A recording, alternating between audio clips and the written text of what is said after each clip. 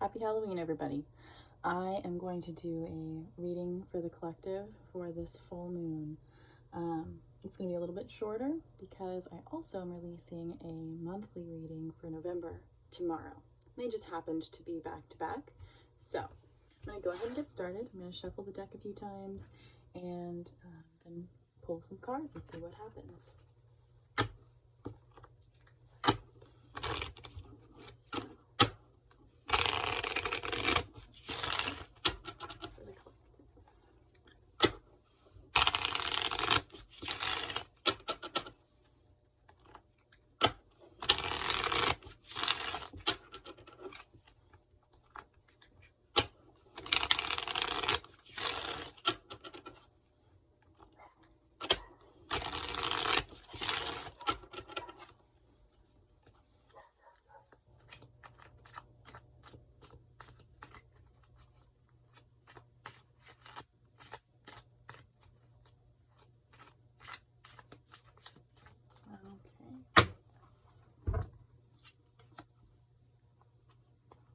So it looks like things have been going pretty fast for us. Rapid movement. Lots of action. Forward, forward, go, go. Almost even like a burnout mentality. And it's been causing us to leave some things and some emotions behind, to let what doesn't serve us anymore go. And that's really in alignment with the Scorpio season right now. It's all about releasing and kind of clearing out your closet. And this is also leading us to a reversed Eight of Swords. And the Eight of Swords is notorious for feeling trapped. But in the reversed perspective, I like to believe or see it like the swords are falling out of place. Each one of these swords, although looking like a prison or like a bar of your prison, right? Each bar of your prison, actually they're just different categories in your life that need to be focused on in order to be released. This is going to bring you deeper understanding of yourself, deeper understanding of what's going on and how you relate to what's going on right now for the collective. So all of this really fast action, it's causing us to cut some ties. It's just very exciting. Full moon is all about release. New moon is all about intention. So it seems to me like the fast-paced go, go, go mentality that's been going on has, although been really chaotic, very helpful. And that's nice to know because I know it's been kind of throwing me off a little bit.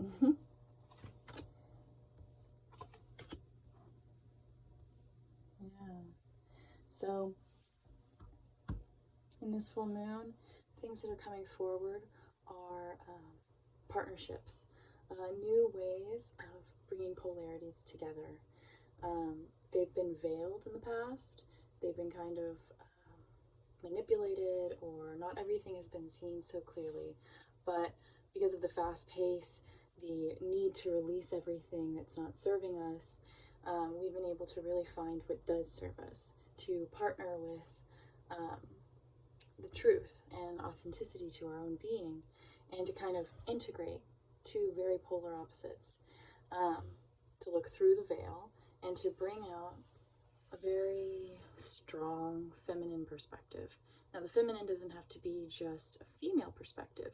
It can also be an intuitive perspective, especially when the Empress is involved. She's a mother, really, and not only is she a mother to her children or to the earth, but she's also a mother to herself. She has authority. She stands in like a very strong posture, and she's holding this thing in her hand with power, with authority. It's pretty nice. So I think there's been a lot of chaos and there's been a lot of loss.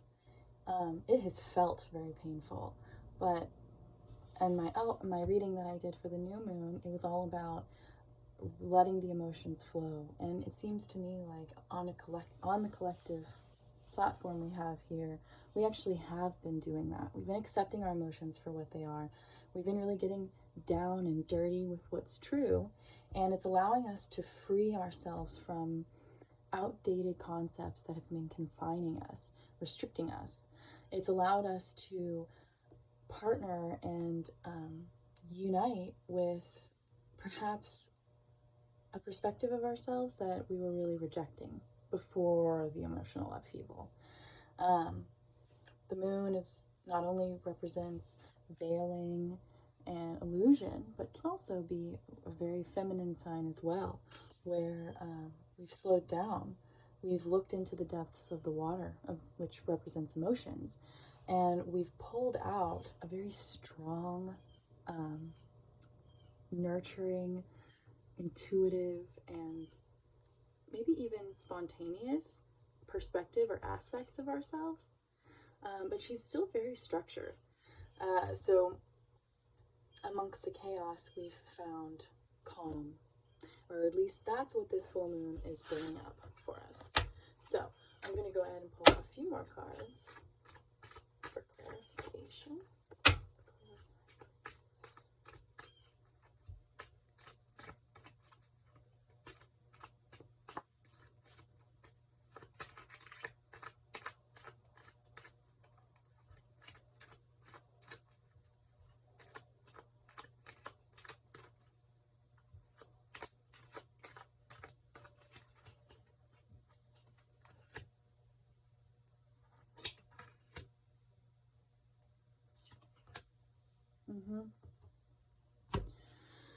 So right now, we've pulled the reversed Four of Pentacles. Now, Four of Pentacles can represent greed in a lot of ways. It's almost like you've reached this stable space for your money or your income or however you value abundance, whatever it is that you value in your life physically.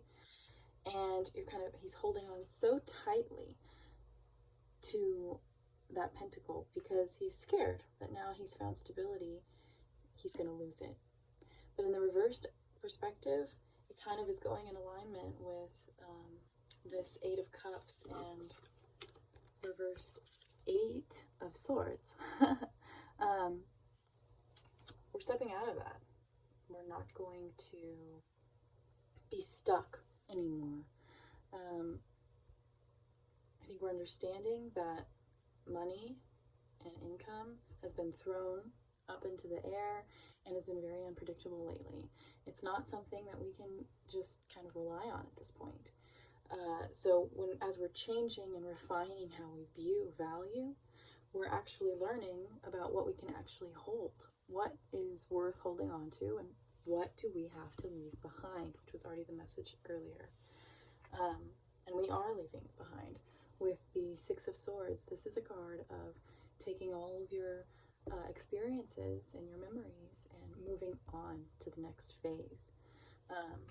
It seems somewhat solemn, but that's only because it's difficult to leave what we know. But they're venturing off into the unknown. All of these things, all of these cards are kind of, especially with the moon, representing that veil that's dropping, where we've been experiencing the unknown for so long. It's just now we're finally accepting it.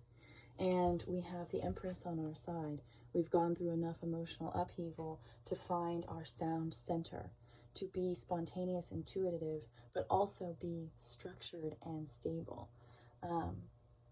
It's not about money. It's about union. This, in my opinion, also could represent our masculine and feminine within. It's about creating a relationship between the part of ourselves that expresses and creates in the world and the part of ourselves that intuits and observes, and that feels a lot of emotions. I think that by uniting those two aspects within our being, or maybe with someone else, someone who, like your partner, we've been able to see through the veil, which has been extremely powerful lately. And it's so crazy that we did a full moon reading and here's the moon. But it makes a lot of sense. The full moon itself can be very manipulative, very powerful, very overpowering.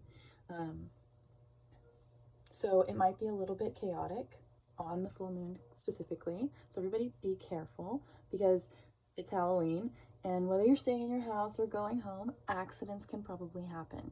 But yeah, that's probably why the rapid movement has come in. Kind of mind your pace. Um, However, the message still stands. We've done the work. We're leaving behind what doesn't serve us anymore. We're being freed from our prison, from our confinement and restriction, and we're uniting with a more true, authentic part of ourselves, which is bringing us stable, fun, secure intuition, secure playfulness. And we're moving on, which is very exciting. So, I'm excited to see what the monthly reading has for tomorrow. Please tune in. I will post it in my story and also tag anyone who I think of. But yeah, I will see you then, and please have a safe Halloween. Pace yourself. All right, bye.